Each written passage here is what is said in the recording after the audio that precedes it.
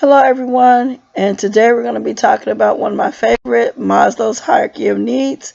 This is something that is traditionally covered in group dynamics and psychology, and I believe it's really, really important because this theory is something that a lot of people truly believe in. Now, it could be a controversial topic as well because there is some people who do not believe in it, but I myself, I believe it, and I know as I transition through my changes in life, I understand it better and better. Okay, so the first thing in Maslow's hierarchy of needs is physiological needs. So basically, food, clothing, and shelter. When you're actually on this actual level, you're not worried about anything else except for survival, food, clothing, and shelter. And what can you do to actually obtain those? Once you get to the point where you're able to have food, clothing, and shelter without any type of issue, being able to pay all your bills, make sure you're eating, every day, then you become comfortable enough to basically move to the next level. And the next level is safety. So when we talk about safety and security, a lot of people will go through the process of now we're eating, we're going to go ahead and buy insurance. We're going to make sure we have life insurance. We're going to make sure we have homeowners insurance, auto insurance, because now we feel that we need these type of securities to actually be okay. We have this stable job now. We're making money. So now we need to do what we need to do to protect that. I always laugh because a lot of people will get like Affleck, and I think Affleck is something that is really cool because of the fact a lot of people can use that if they were to get injured on the job. It'll help pay those bills and stuff like that. So I always think about that. Short-term disability, long-term disability, life insurance. So those are some of the things that you actually think is important when you're on this actual level.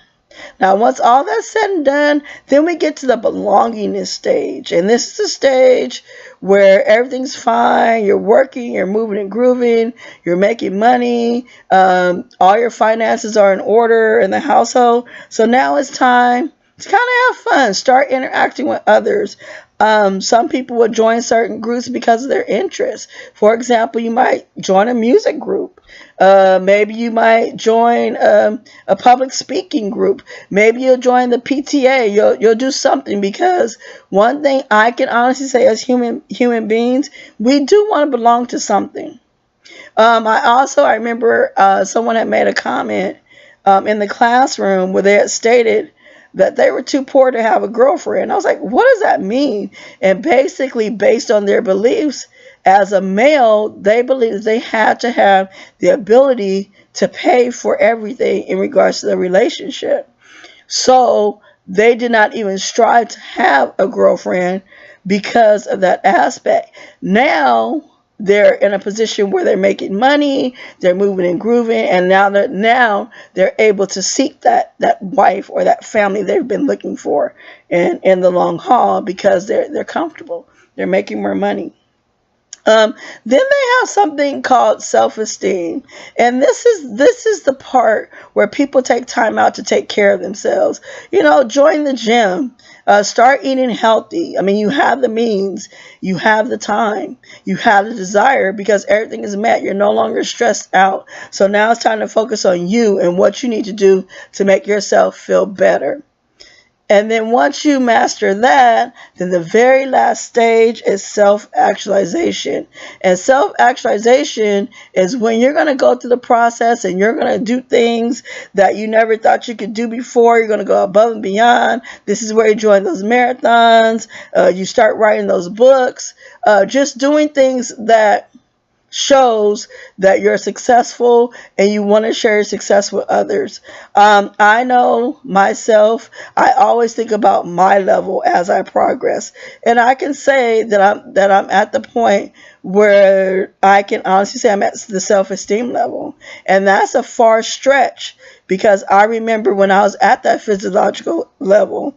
But I've always strived for more. And I think as human beings, that's what we do. We strive for more. And I think as we go along and we see our progress, things that weren't important before becomes important now, because we're able to focus on that stuff and have a clear head.